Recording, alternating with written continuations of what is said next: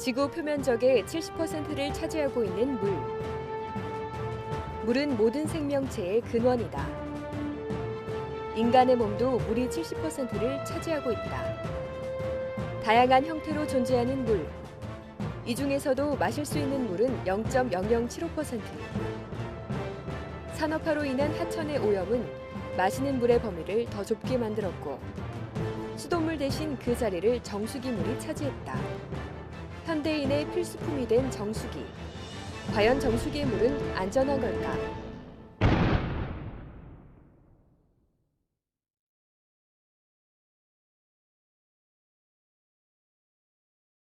구한 말인 1908년, 서울 뚝도 정수장이 준공되면서 최초로 수돗물을 생산 공급하게 된다.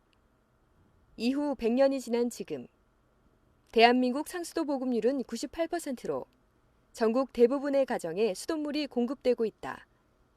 양적인 성장뿐만 아니라 선진 고도시설 도입 등 수돗물의 질적인 성장도 함께 이루어졌다. 하지만 수돗물 음용률은 고작 3%. 국민 100명 중 3명 정도만 수돗물을 마시고 있다. 미국 56%, 캐나다 47%, 일본 27%와 비교해보아도 국내 수돗물 음용률은 매우 낮은 수준이다. 우리나라 사람들은 수돗물을 먹는 대신 정수기 사용과 먹는 물 구입에 연간 2조 원 이상을 지출하고 있다. 그렇다면 우리가 이용하고 있는 정수기는 어떠한 정수기일까? 지금은 이제 워낙에 많이 좀 오염 이런 것도 심하기 때문에 그래도 다른 세계는 죽어도 녹물이 좀 있어요. 우리나라는. 요새는 왜냐면 환경이 하도 그래서 방사선 물질까지 다 제거되는 거 저희거든요. 또 필터가 역삼투압 방식이세요. 국내에서 유통되는 정수기 중 80%가 역삼투압 방식의 정수기이다. 학교와 병원, 식당 어디에서나 역삼투압 정수기가 있고 국민 대다수가 이 정수기의 물을 마시고 있다. 그런데 이 역삼투압 방식의 정수기 논란이 끊이지 않고 있다. 역삼투압 정수기는 인공으로 만든 미세한 막에 삼투압의 반대 방향으로 강한 압력을 가해 물을 통과시킨다. 역삼투압 막이라고 하는 이제 고분자 이제 물질을 이용해서 이제 하나를 이제 장벽을 의미하는 거죠. 그래서 이제 그것이 이제 물은 투과가 되고 용질은 이제 통과가 되지 않는 그런 반투과성 성질을 이용해서 이제 염해 농도가 굉장히 높은, 예를 들어서 이제 뭐 바닷물이나 이런 것들을 이제 넣게 되면은 삼투압이라는 게 발생을 해요. 이제 염해 농도가 굉장히 높게 되면 삼투압이 발생하는데, 그래서 이제 물이 이제 바닷물 쪽으로 이제 가게 되는 방식이죠. 그런데 그 삼투압 이상의 압력을 걸어주게 되면 그 예를 들어서 바닷물에 있는 염해 성분들이 그 반대쪽으로 이동을 하게 되는 그런 원리를 이용한 겁니다. 그래서 역삼투압막이죠.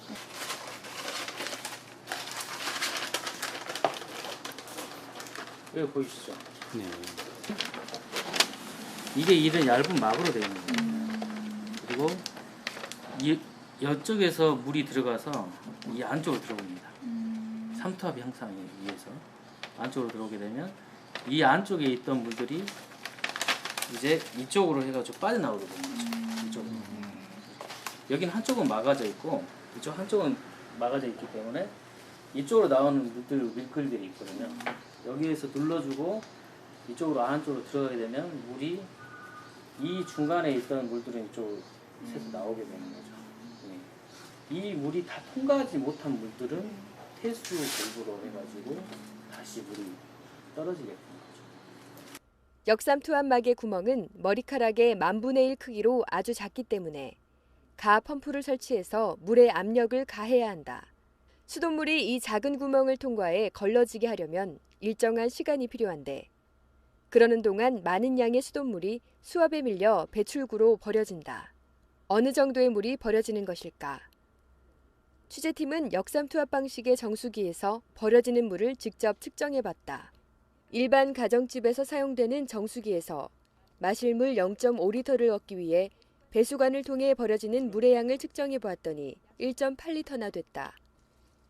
1리터를 마시기 위해 3.5리터를 버려야 하는 셈이다.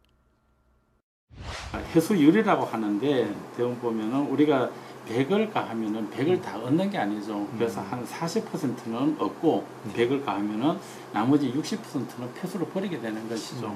그럼 해수율이 40%밖에 안 되는 거죠. 그러니까 굉장히 많이 낭비하게 되는 것이죠. 사실 그것이 이 멤브레인 공정의 가장 큰 어떻게 보면 좀 단점이고 앞으로 해결해야 될 문제이긴 하죠. 정수기를 산 소비자들은 이 사실을 알고 있을까? 그러면 안 사지. 저 상투압 방식 말고 일반 걸로 교체했어요. 뉴스에서 봤어요. 그리고 그 물은 벌어지는 물이라고 얘기를 하지만 그동안 생활하면서 다 사용을 할 수 있고요. 고객님 이런 부분들은 생활하면서 사용할 수 있습니다. 근데 불편하게 사실 대부분 사용 안 하시니까 뭐 그냥 이런 부분들이 뭐 벌어지기도 합니다. 정수기 업체의 말대로 버려지는 물을 생활 하수로 사용하려면 따로 물을 받아놓는 수고를 해야 한다. 취재팀이 방문한 가정집에서 이런 불편함을 감수하고 생활 하수로 사용하는 소비자는 없었다. 소비자 대부분은 물이 낭비되는 사실조차 모른다. 그리고 버려지는 물의 비용도 소비자의 몫이 된다. 그냥 수돗물을 그냥 마시는 거하고 정수기를 통해서, 그러니까 이게 한 달에 한 번씩 와서 코디해주는 정수기들을 이렇게 통해서 비용 비교를 대략 해봤습니다. 연간 한 40만 원 조금 넘게 차이가 나요. 서울 시내에만 정수기가 한 200만 대 정도 설치되어 있다고 합니다. 200만 대, 한 대당 40만 원씩이면 그게 얼마입니까? 한 8천억 정도 됩니까? 그 정도가 그냥 쓸데없는 비용이라는 거죠. 역삼투압 정수기에 사용되는 핵심 부품인 역삼투막 필터는 물의 오염물질을 제거하는 데 탁월한 성능을 발휘한다. 가장 많이 하고 있는 것이 이제 해수 담수화, 바닷물에서 염성분을 이제 분리해내는 거죠. 해수 담수화나 아니면 이제 초순수 제조할 때, 그다음에 이제 뭐 합해수 재이용을 위해서 역삼투압 기술을 이제 해주는 경우도 있고요.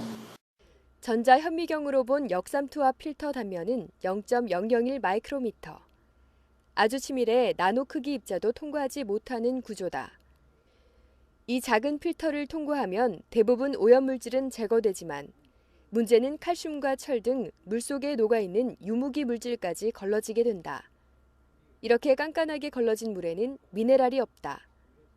즉 순수한 H2O, 증류수에 가까운 물이 된다. 미네랄이 없는 물을 마셔도 괜찮은 걸까?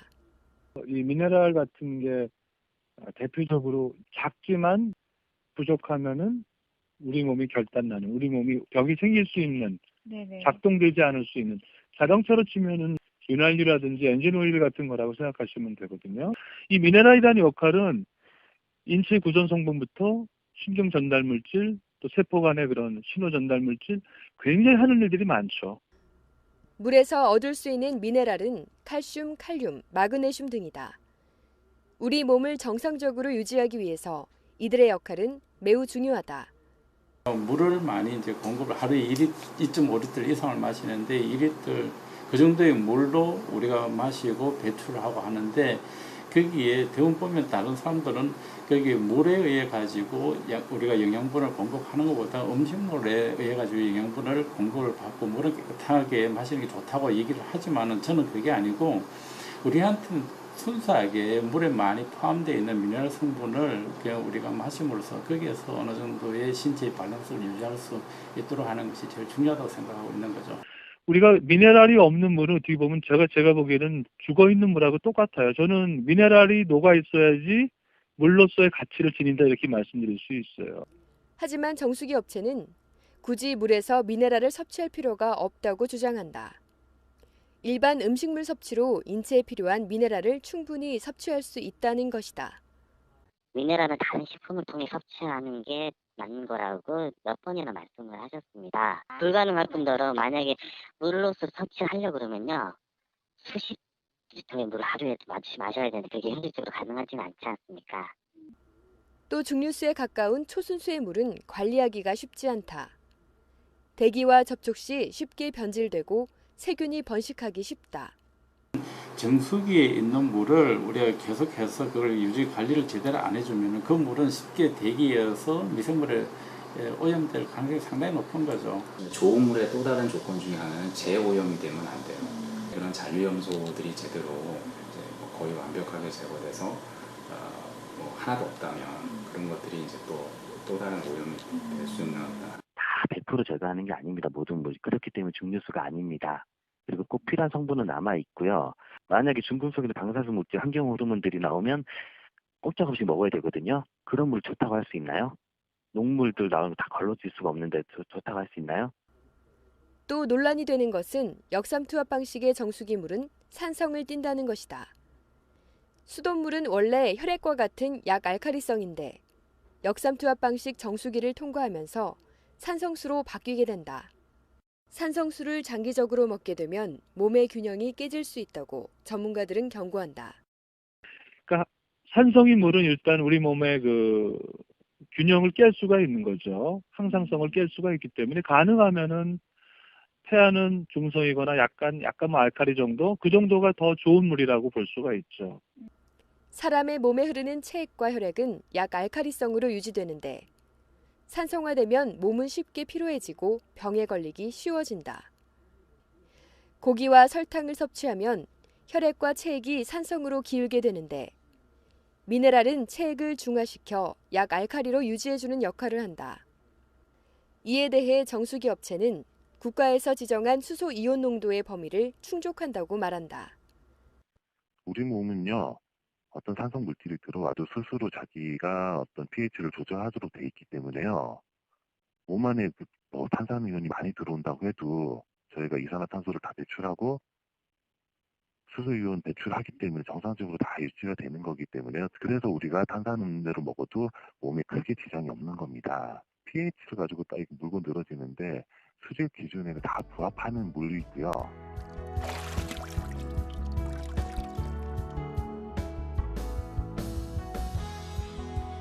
국민들은 안전하고 좋은 물을 마시기 위해서 고가의 비용을 지급하고 정수기를 구입한다. 역삼투압 정수기 논란은 계속되고 있지만 이를 알고 있는 소비자는 많지 않다. 수돗물을 밀어내고 깨끗한 물을 내세우는 정수기 산업.